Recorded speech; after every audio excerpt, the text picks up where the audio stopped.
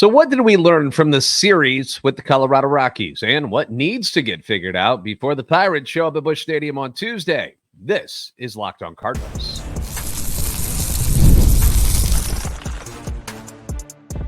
You are Locked On Cardinals, your daily St. Louis Cardinals podcast, part of the Locked On Podcast Network, your team every day. Hey there, Cardinals fans. I'm JD Hafford, and I'm a national radio sports anchor, born and raised in the Lou, and a lifetime Cardinals fan, and I'm your host for Locked On Cardinals, part of the Locked On Podcast Network, covering your team every day. You can find me on Twitter X at JD Sports Radio. You can follow the podcast at LO_Cardinals. I want to thank those of you who make Locked On Cardinals your first listen every day. We are free and available wherever you get your podcasts. You can also find us on YouTube. Make sure you like, subscribe, and comment. That way you're interacting with us. And hit the notification button so you know when the new episodes are posted. This is a show serving Cardinal Nation and giving the best fans in baseball all of the info about the birds on the bat. Today's episode brought to you by FanDuel. Make every moment more. Right now, new customers get $200 in bonus bets with any winning $5 bet. That's right, $200 in bonus bets with any winning $5 bet. Just visit FanDuel.com/lockedon to get started. So to say that the Cardinals' 4-game split with the Colorado Rockies was underwhelming, certainly putting it lightly. You know, from the play on the field to the lack of fans in the seats. Saturday, you know, there was the announcement the crowd was 34,577, where most stadiums, that's a pretty good number. They're going to be pretty pleased about that. That actually marks the smallest Saturday crowd in the history of the current venue, this current Busch Stadium, which opened back in 2006.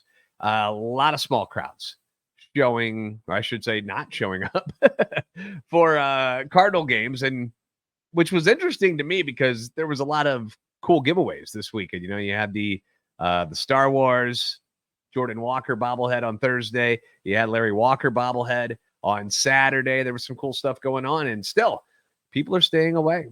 You know, it was supposed to be a nice, laid-back series against one of the worst teams in baseball, the Rockies, and it turned out to be a pretty hard-fought series where if you didn't know any better and didn't know their records, you might think that the Rockies were a team that were competing for a wild card spot, just like the Cardinals.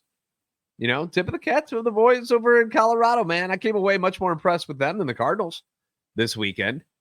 I got to know a lot of their guys a little bit better than learn a whole lot of new stuff about the St. Louis Cardinals. And I think part of that is because the Cardinals have expectations this year. The Rockies don't have any. They're just trying to get going in the right direction as a franchise again. You know, they're working on things. They've got some good young talent there, along with Charlie Blackmon, who has got to be 67 years old now, doesn't he?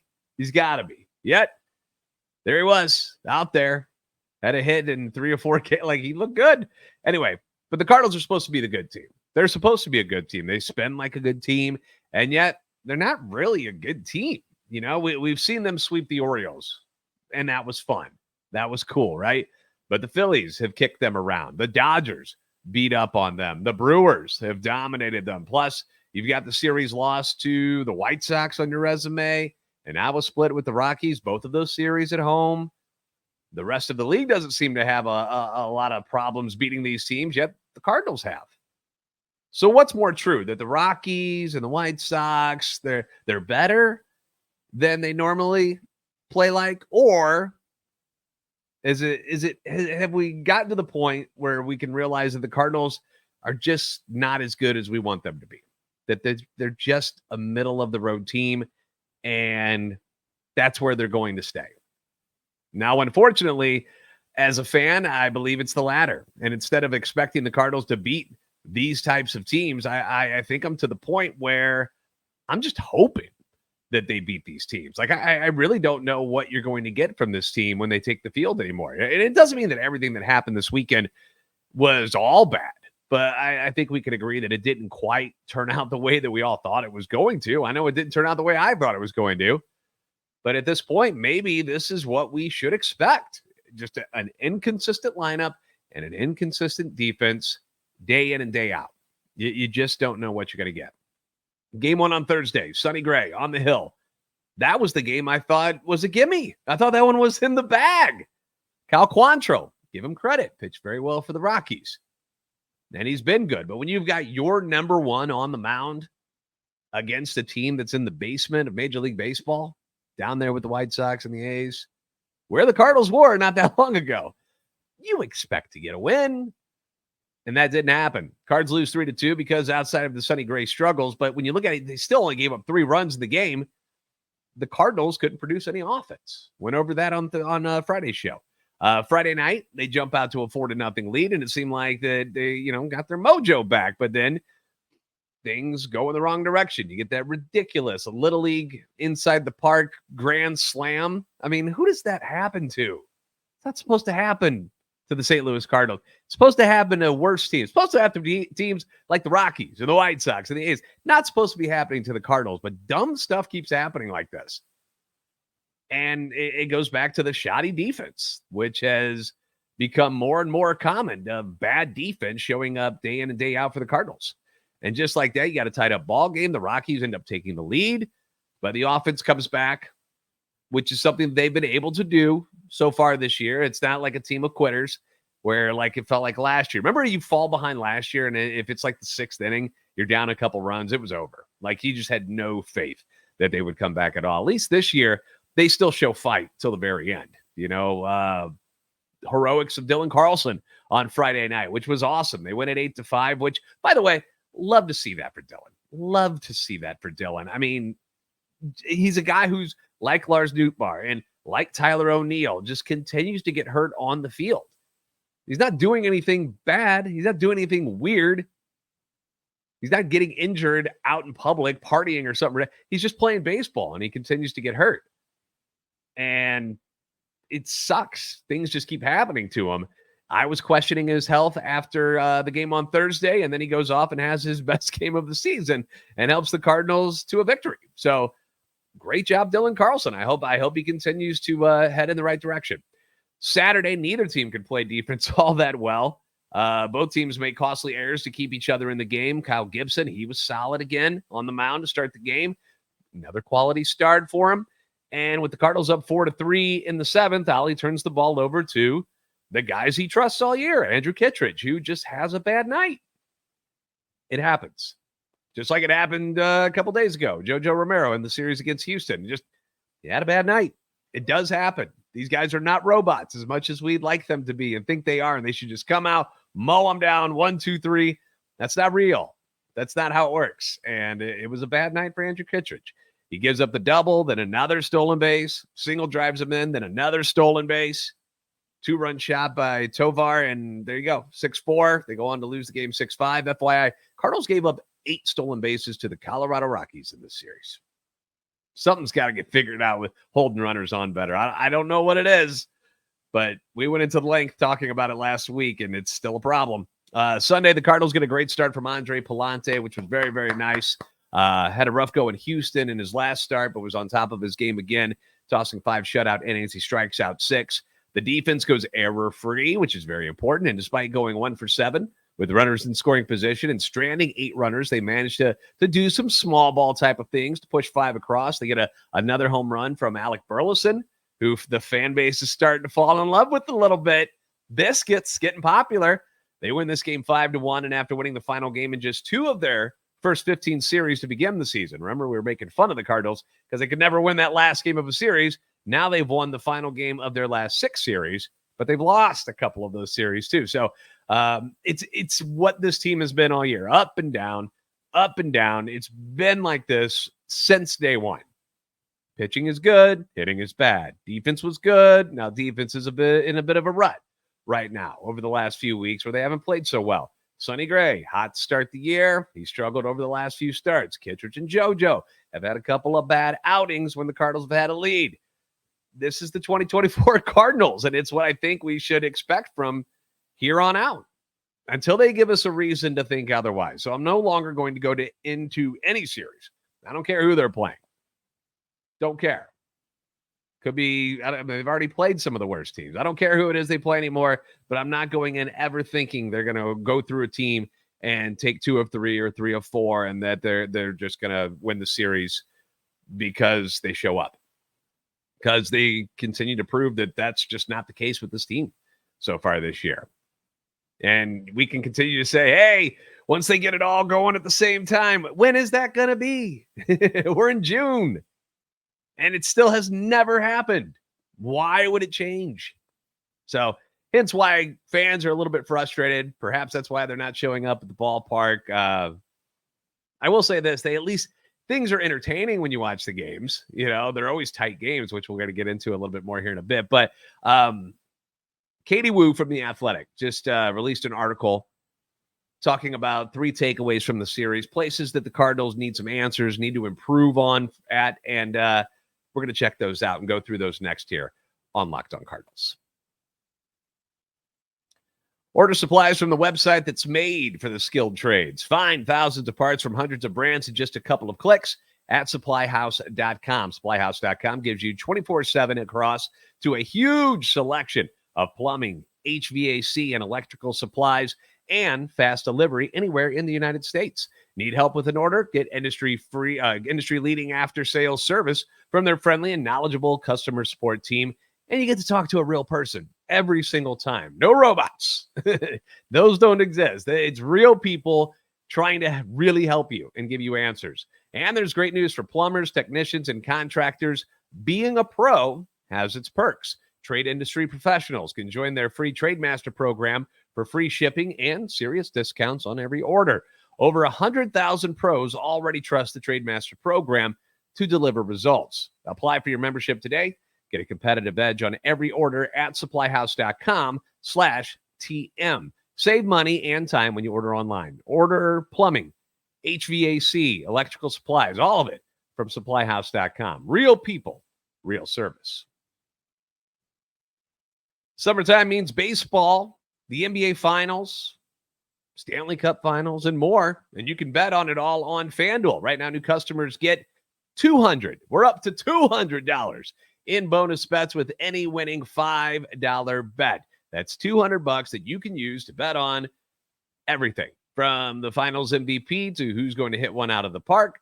We'll start in the NBA. Celtics up 2-0 in the series as they head to Dallas for Game 3 on Wednesday. Luka Doncic goes off in the last game, triple-double in Game 2. They still can't beat Boston. So what's going to happen next? Will Kyrie Irving step up to make this a series, or will Jaylen Brown and Jason Tatum and company continue their dominance? We'll find out on Wednesday. You can make money on that by betting on these guys. Stanley Cup final with the Panthers and the Oilers. Panthers shockingly shut out Edmonton and their high-powered offense in Game 1. Sergei Bobrovsky standing on his head in that game, right? Stopped all 32 shots. He's been quite the X factor for Florida in the playoffs. And you can bet on what's going to happen in those games. And you can bet on all of Major League Baseball that's going on. Like, you can do in-game bets. You've got the money lines. Like, there's so many different things to go into. And you can bet on or against all of these players. So new customers, you're getting $200 in bonus bets with any winning $5 bet. So sign up today. Visit FanDuel.com/lockedon and add a big win to your summer bucket list. FanDuel, America's #1 sportsbook.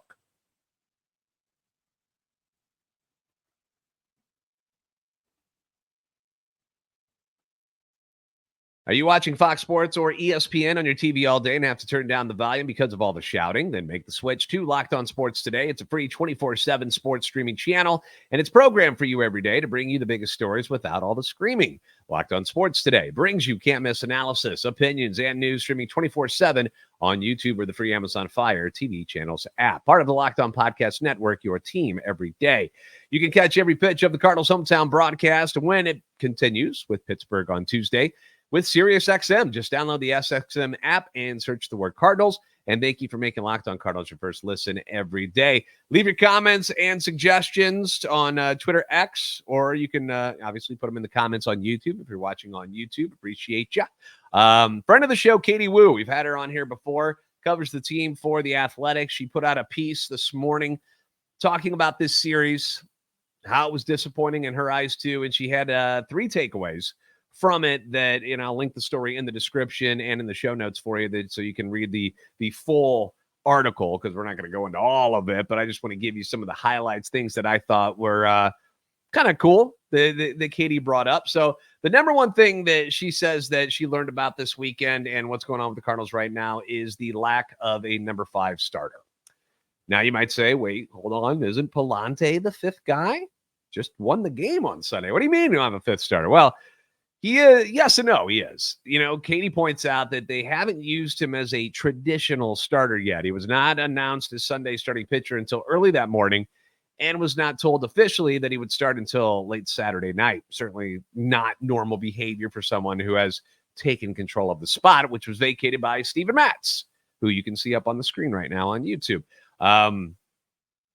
Palante has won 2 of his last 3 starts, but again, that was against the Reds, who at the time weren't hitting very well. They've gotten a lot better recently, have gone on a pretty good streak, 1-3-4 from the Cubs, and then the Rockies, who have been one of the worst teams in the league. But she does point out that not having a game plan and just kind of winging it each series isn't sustainable. Now, Steven Matz needed 24 pitches to get through 2 scoreless innings in his first game with Memphis. He's working his way back right now. He is set for his second rehab appearance on Tuesday, where he will be scheduled for 40 pitches. Now, Katie says that pitch count suggests that he's still at least 2 weeks away, which means the Cardinals will again need to backfill the 5th starter role and leaves them scrambling during a time where they should be surging, which is a 19-game stretch against teams with a below 500 record.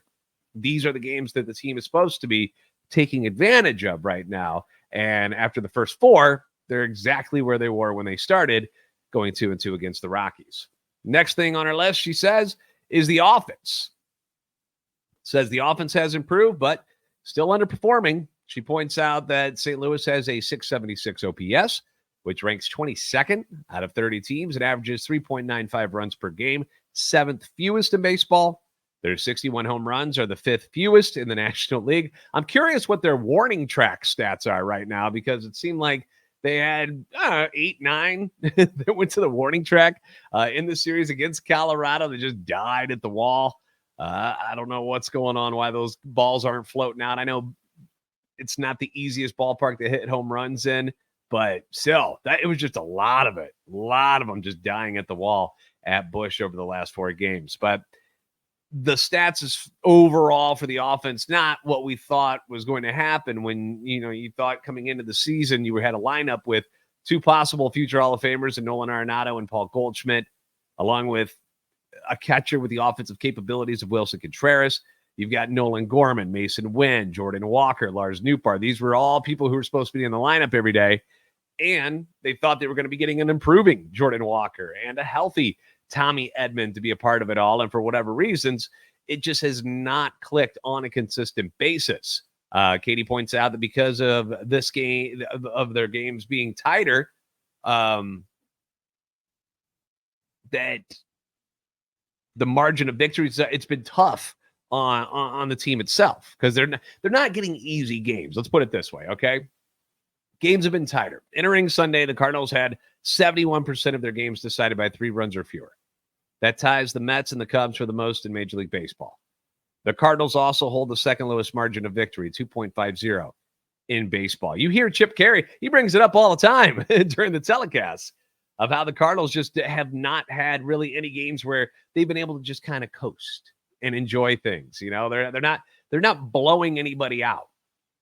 You get these starts to games where you think that's going to happen, which was, something that happened on Friday.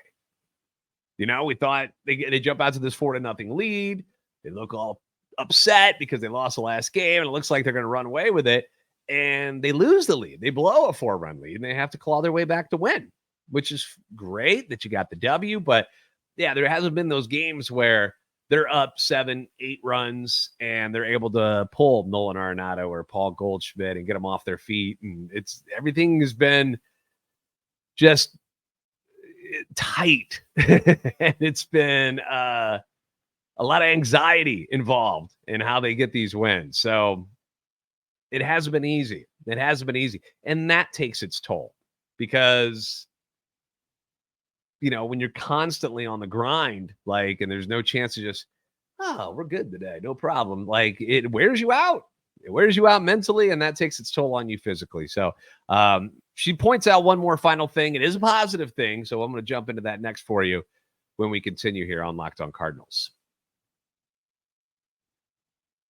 Are you struggling to close deals? B2B selling is tougher than ever, and that's why I want to tell you about LinkedIn Sales Navigator.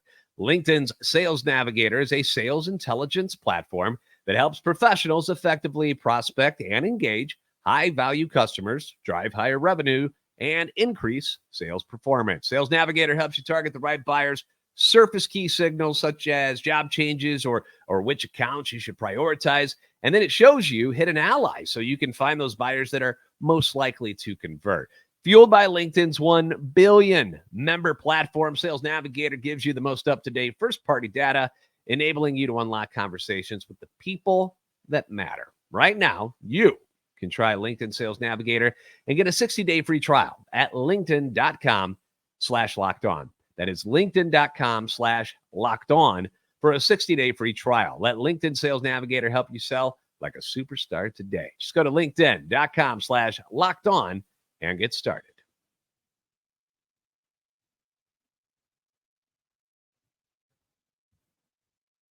Locked On has launched the first ever national sports 24/7 streaming channel. It's on YouTube, and it's now also available on Amazon Fire TV. It's a free Fire TV channels app in case you're looking for it. Locked On Sports Today is here for you 24/7, covering the top sports stories of the day with the local experts of Locked On, plus our national shows, which cover every league. You can find Locked On Sports Today now available on the free Fire TV channels app. Now, if there has been one area where we can't really complain too much, been pretty darn consistent, it's been the bullpen this year for the Cardinals, right? No bullpen is perfect, but the Cardinals have had a really good one, despite losing some guys who they thought were going to be a major part of how the bullpen was going to work. Like Keenan Middleton was supposed to be a big piece of this bullpen in these high leverage situations where, maybe Andrew Kittredge has thrown a couple games in a row. He was supposed to be that next guy. Never pitched for him. Riley O'Brien lasted all of one inning. Remember how excited we all were for Riley O'Brien coming in to spring training? And then we saw what he could do, what he dazzled. He struck out Ohtani in his one inning of work. And then he got hurt. The forearm tightened up on him. He's working his way back. We'll have an update on what's going on with him here in a bit. Giovanni Gallegos, love him or hate him, he was supposed to be a part of this bullpen. He continued to regress this year and then goes down with an injury. We think it was an injury, or maybe just kind of do a soft reset of everything going on with him. But either way, the bullpen's been pretty good, right? And she's not just talking about the Trinity, as I like to call them, the Kittredge, JoJo Romero, Ryan Helsley trio. They've been special this year outside of a game or two. They've been just about as locked down as you can be at the end of a game. But Katie points out that the secondary tier of the bullpen has also been pretty darn good, specifically in this series against the Rockies. She says that the Cardinal relievers logged 16 innings over the 4-game series, allowed just 5 earned runs. Ryan Fernandez has been really good. You got to like what you've been seeing from him, the Rule 5 pick. John King. The resurrection of John King has been outstanding. I'm so happy for that dude because he didn't have a good spring training. Even though he was good with the Cardinals last year after coming over in the Jordan Montgomery trade with the Rangers, he wasn't all that good in spring training this year, and it looked like he had lost his spot on the roster. Ends up coming up, and it's been excellent. Excellent. Chris Roycroft, she points out, also surprising and encouraging addition. So you got to like what you're getting out of him. I like he's kind of like a mean dude out there, too. I like a little attitude. Why does everybody got to be so friendly these days when they play? Anyway, she says that Riley O'Brien, who we talked about a few moments ago, injury update with him. He is going to be throwing a live bullpen session early next week and embark on a rehab assignment if all goes well. There's no guarantees because the forearm tightness thing. Remember, Keenan Middleton was coming back, and it seemed like, oh, we dodged a bullet here.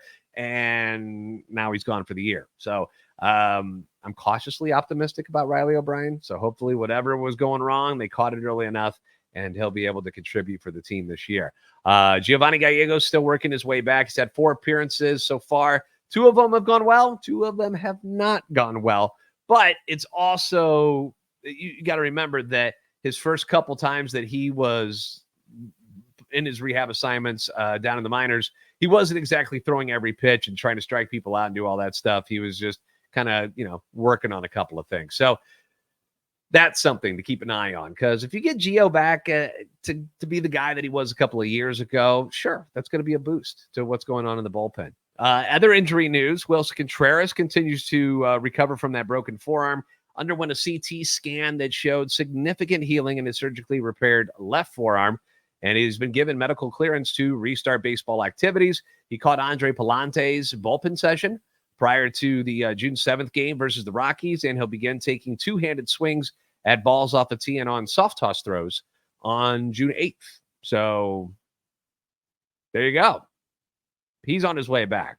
Looks good. Got the new hairdo going on. You saw that in the dugout during this series. It reminds me, I forget what the movie was called, but where they had like the micro machines driving through it was like a Wayans Brothers movie or something. But anyway, Tommy Edman. Where's Tommy, right? Hasn't played all year after undergoing the wrist surgery. He's been taking batting practice from both sides of the plate in the past week. When asked about him, Ollie said he just has to be able to do his work leading into a game without pain. He's been able to do the progressions this time through. With that being the case, he's doing BP from both sides, and he's feeling pretty good.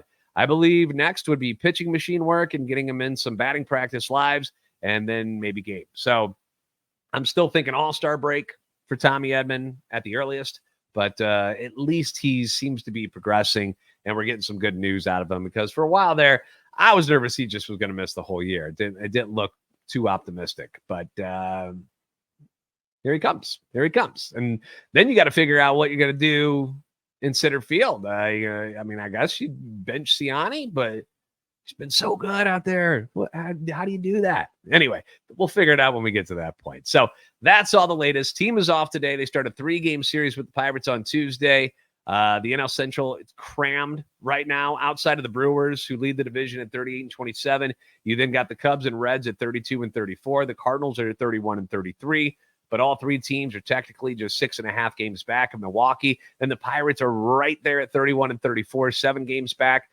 In the wild card, the Cubs, Reds, and Giants are tied for the last spot, with the Padres and Braves taking the first 2 NL wild card spots. The Cardinals are technically tied, but the other teams are ahead of them, and they've played 2 more games than the Cardinals. So that's why you see that one little 0.001 percentage point difference there. But Tuesday, we'll talk about the Pirates. We'll do a crossover episode with Ethan Smith from Locked On Pirates. He's always a fun guy to talk to. He wears, I think he's still got him. He wears these cool headphones when he plays, and he's on MLB The Show with me. So he's a fun guy to be around. So we'll preview the upcoming series. Pittsburgh will have rookie phenom Paul Skeens on the mound on Tuesday night in Game 1. So looking forward to seeing him, but hopefully beating him. That's what we want to do. Thank you for making Locked On Cardinals your first listen every day. If you haven't already, give us a follow on Twitter, X at LO_Cardinals, and at JD Sports Radio. Like and subscribe on YouTube to help our channel and love for the Cardinals grow. You guys are the best fans in baseball for a reason, and I will see you next time on Locked On Cardinals.